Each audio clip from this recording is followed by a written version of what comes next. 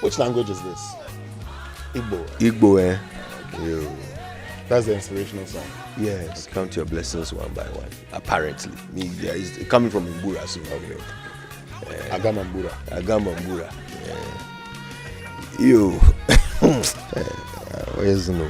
Anyway, that's our inspirational song, brought to you by Duraplast Ghana Limited, producers of quality PVC pipes and water tank. Where Duraplast goes, water flows.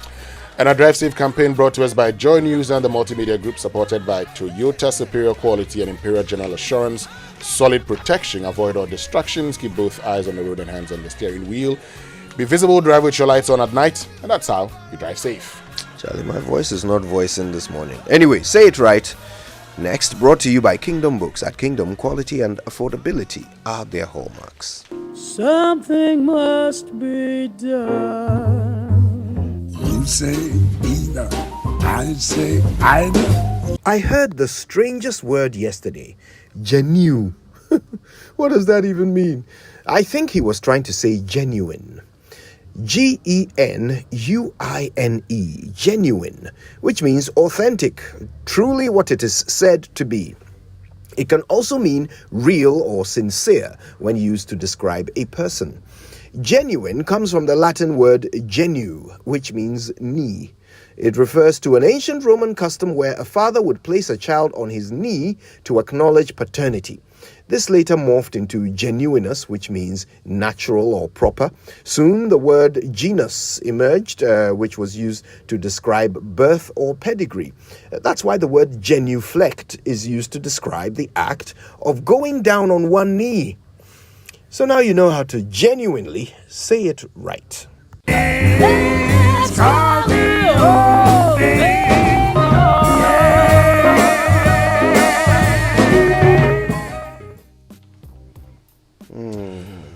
All right, I'm sure we can get into the papers now. Let's do that. And starting off with a chronicle for this morning, 2 Corinthians chapter 10, verse 4. For the weapons of our warfare are not of the flesh, but have divine power to destroy strongholds. Akufo-Addo will fight cartels degrading forest reserves. That's according to Samuel Abu Jinapo, who's minister in charge of lands and natural resources. Okay. Is he sure? Well, that's what the story says. The president. There's a scriptural basis. Yes, it says that for the weapons of our warfare are not of the flesh, but have divine power to destroy strongholds. Well, if so he'll pray against them or what? No. He'll fight them. He'll right? fight them. Okay. He'll fight them. But did he fight Akonta mining? The Forestry Commission under the ministry of Mr. Jinapo himself went and bent the evidence of the Agalamsey. So which cartel? Are we going to choose some cartels to fight and leave others? Well, if the statement or the report by Professor Frimpong Boateng is anything to go by, then there is evidence. There's a lot of for you to conclude reasonably and fair that this whole fight wasn't a fight in the beginning, and that nobody actually put his presidency on the line in order to fight Galamsey. Because, look, and some of the names that are mentioned in the report, I've had people, in some of the areas, they tell you that when the boys come, they say like we are representing Asumesi. And so that's the reality.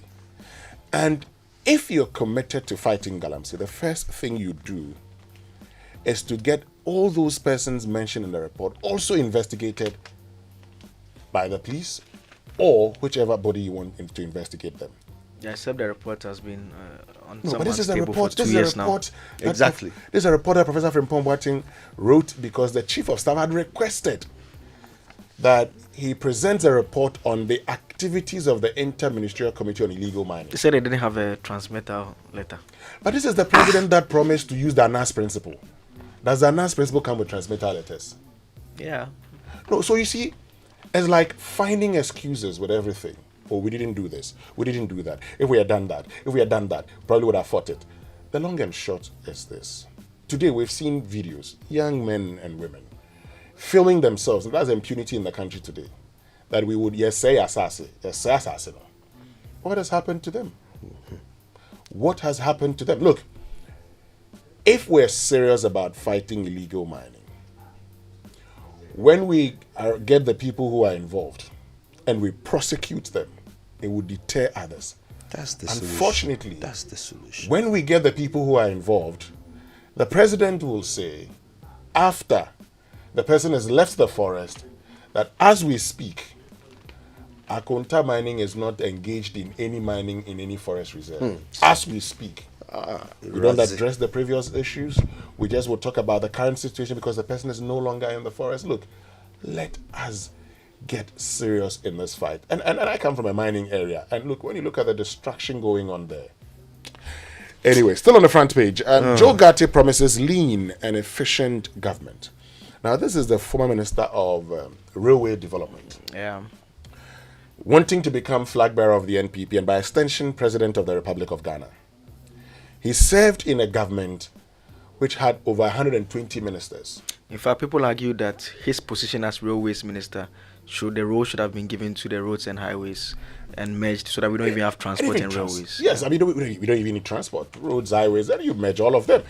Now, he's But promising... you see, forgive me, let's not gloss over the fact that the president gave a justification for creating a separate railways ministry. He said that setting up railways in this country is a priority to link the parts of the countries where food is going rotten and all of that, to ensure that this one district, one factory initiative will actually be, bear teeth, and we will be able to reap the benefits. He drew out this massive, beautiful master plan, for which reason the railways ministry should not sit with the roads ministry. Yeah. Has even 1% of that vision been achieved? But they say they are excellent. They say their ministers are excellent. The president says they are excellent. So the same reason was given for the establishment of an aviation ministry with a deputy minister.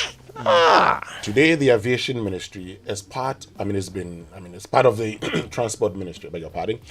So in that same way, I say and I submit that we don't need a railway ministry in today's Ghana.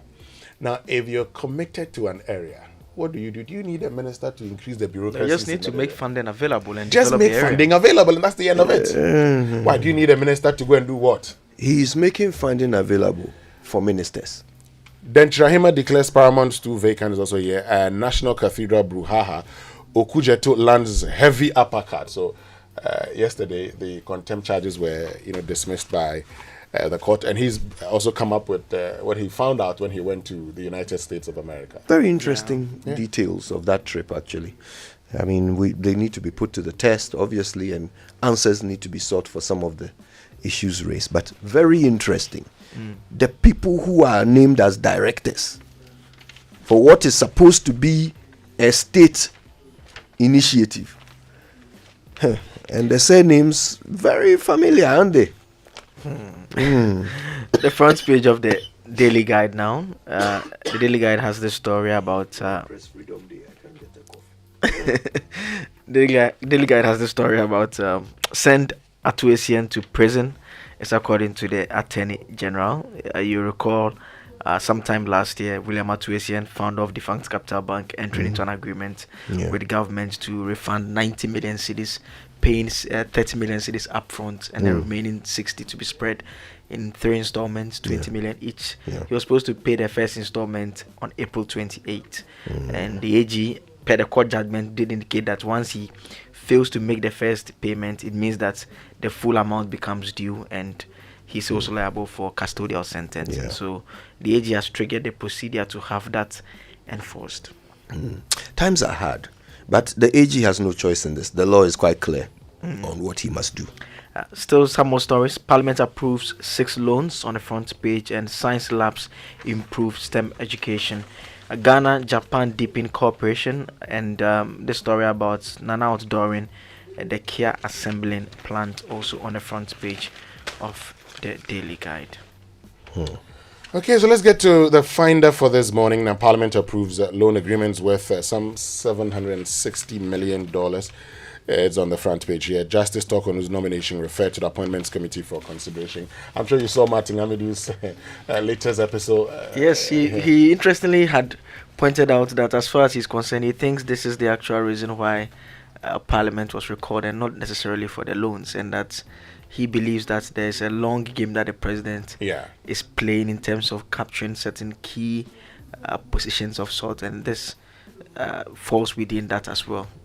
Yes, I mean, Martin Amidu is saying a lot of things. He also talks about, he actually links her appointment to the NPP flag bearership race, and says that because she comes from the central region, then Kennedy Japan, who's doing very well, on the ground, he's more like a grassroots man. The people like him. But once the Chief Justice is from the central region, that's according to Martin Amidu. It's a Rastaman conspiracy theory. Yes, it's a Rastaman conspiracy theory. Then it becomes difficult for, somebody from the central region also to become, flag bearer of the NPP. But that's his own conspiracy theory. But let me get into other things. Because I know that a lot of things would happen. I mean, between now and November, a lot of things would happen in the NPP. Some of the party members who've decided to contest the flag bearership race would step down. It's become very difficult for others to even get funding to run the campaign, and a lot of things would happen along the line. Are voters really that ethnocentric, like in reality? They are. They are. Yeah, I mean, the data will suggest that in terms of the voter results since 1996. I mean, you see clearly that from the onset, the two parties, their vote distribution is along those lines consistently, at least 40%, 40%. If you look at it clearly, and I'll just give you a typical example. Look, in the northeast region, for instance, where Bamia comes from, the NDC used to win it. When he started, they started improving, and over the period today, the NPP has won that region. You can say it was only 6 constituencies, but the NPP has won the region. That's where Bamia comes from. Anytime you've seen, the President Kufuor contested as flag bearer of the NPP. Look at the votes of the NPP in the Ashanti region. Okay, and that would send you a certain signal. Today, the Central region has acquired, that's a bit different story. But today, I was in a discussion some time ago when, issues of running mates and everything came up. And somebody said something. Said, look, you cannot rule out ethnicity in Ghana's politics. In fact, there is a book written by my very good friend Divine Agbeti, who wants to be MP for Kpando on the ticket of the NDC. He actually did it as his thesis when he was studying political science at Portsmouth University. They liked it and they actually sponsored him to publish it. He looks at the ethnic consideration in Ghana's politics, and the conclusion is that ethnicity plays a major role. And so today, you'd find a situation where you had Nana Akufo-Addo, being president from the eastern region, Dr. Bamia from the northeast, but then it will be made a generic northern regions, regions of the north. Then you had Michael Quay at the time being, Speaker of Parliament. In fact, at the time when they were going to appoint a Chief Justice, there was a strong push from the Ashanti region.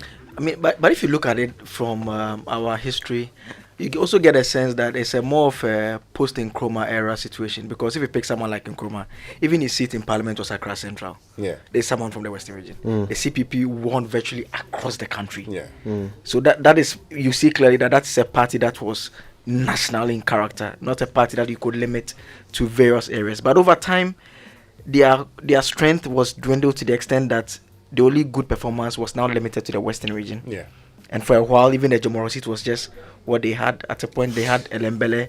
Then I think it over time, it just became... I think as a politician, the less you have to offer, the more you rely on what people owe you.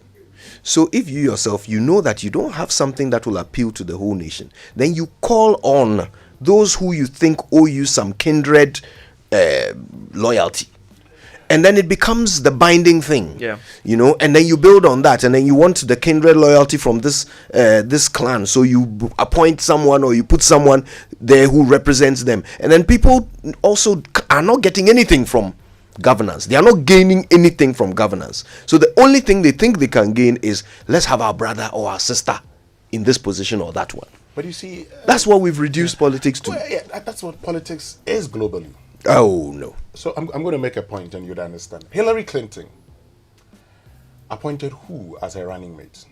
The conversations at the time was that because she wasn't so popular, amongst the Hispanic votes, she was appointing somebody with a Spanish background who could speak Spanish and appeal to those voters.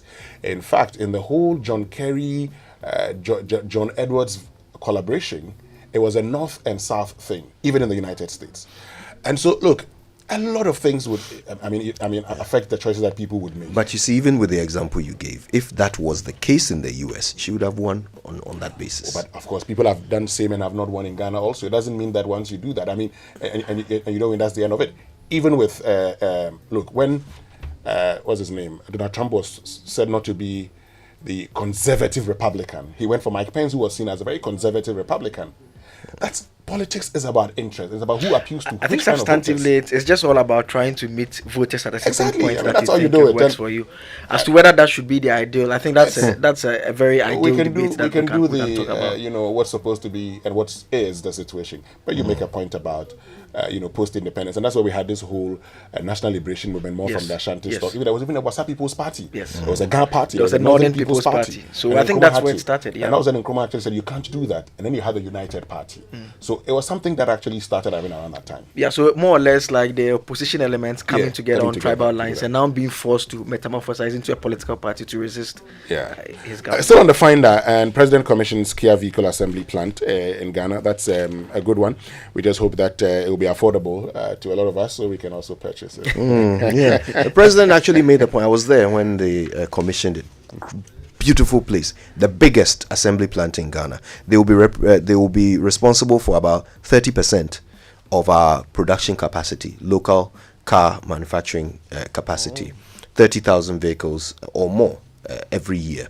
The president was there, and he made that same point that look, government can't come and buy all your cars. The Ghanaian must be able to afford them.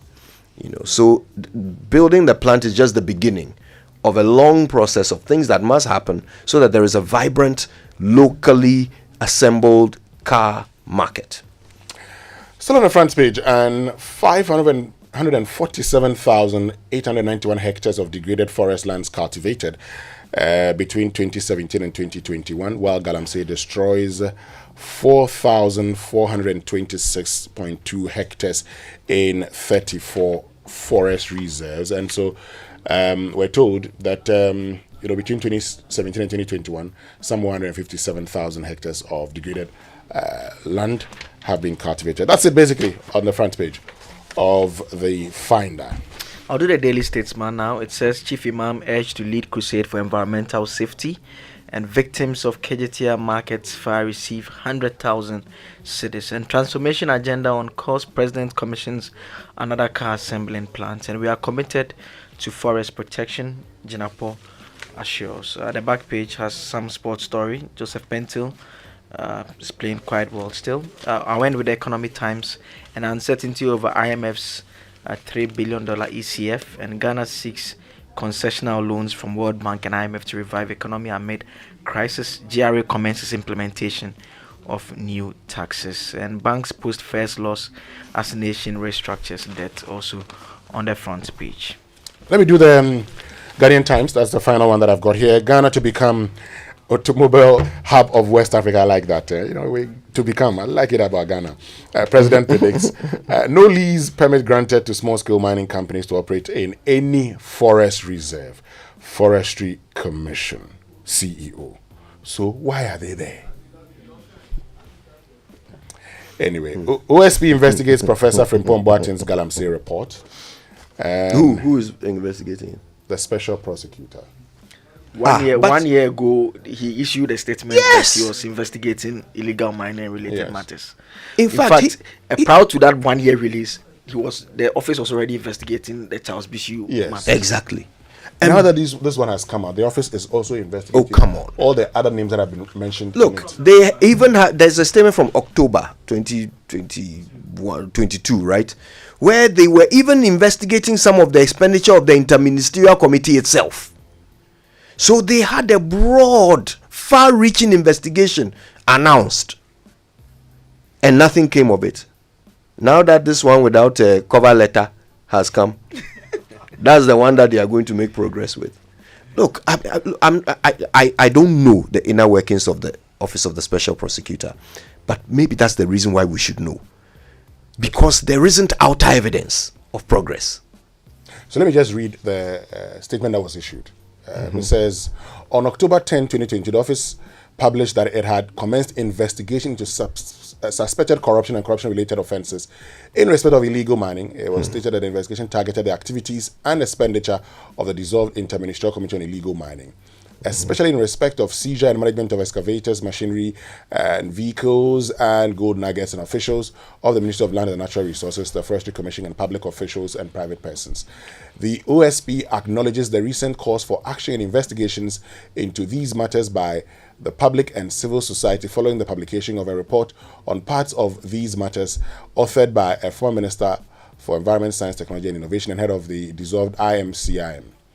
Now, the OSP welcomes the calls for action and investigation and assures the public and civil society that its investigations are ongoing and far-reaching, and it also covers the matters raised in the report published by the head of the dissolved IMCIM. Now, the OSP will take necessary action against all persons deemed culpable of corruption and corruption-related offences in the mining sector. So it says it's ongoing and it's going to do a lot. Anyway, let me just continue. Yes, and that's how you know how criminal investigations sometimes last. Galamsey Fight AG prosecutes 119 criminal cases nationwide. Let's go for the online news review then. It's brought to us by Zenith Bank in your best interest and Goyle Good Energy. Looking to bank the easy way? Then join Zenith Bank's Easy Banking family. Download the Z Mobile Ghana app, log on to our individual or corporate internet banking platforms, or simply dial *966# to enjoy seamless banking on the go. You can make transfers, top up airtime, pay bills, pay for goods and services, and so much more. Join the Easy Banking family and experience easy banking with Zenith Bank. Zenith Bank in your best interest. All right, top story on myjournalline.com this morning. State capture, corruption, and fraud are a collective pandemic in our part of the world. Guess who's saying that? The special prosecutor. If only we had established an office to investigate such things. If only we had, say, a special prosecutor to deal with such problems, eh? Okay, I can't pass judgment on Professor Frimpong Boateng's work.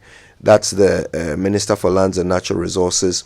My crusade against National Cathedral is not for personal gain, but for accountability and justice. Kujeto Ablakwa is the one saying that. And on our economic crisis, be cautious in approving new loans, Professor Peter Korte says to Parliament. Too late.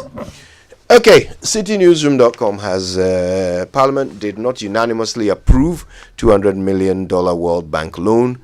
And on CNN, parts of a controversial anti-protest law come into force ahead of King Charles's coronation.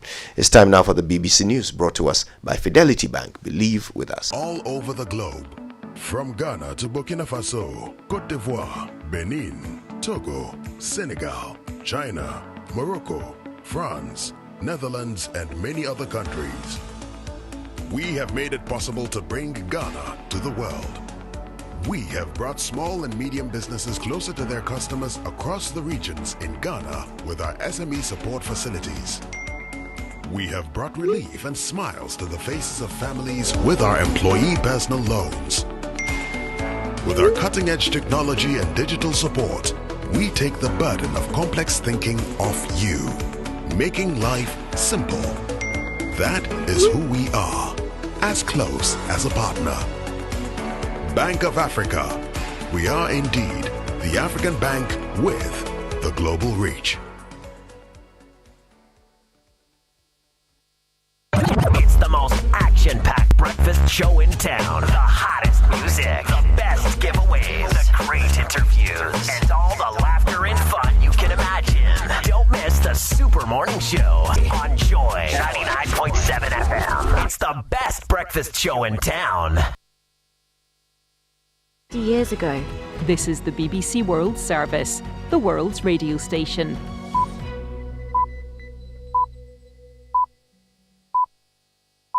Coming up after the news on the BBC World Service, it's Hard Talk with me, Stephen Sacker. Russia's all-out invasion of Ukraine prompted German Chancellor Olaf Scholz to hail a turning point in Germany's strategic thinking. He promised a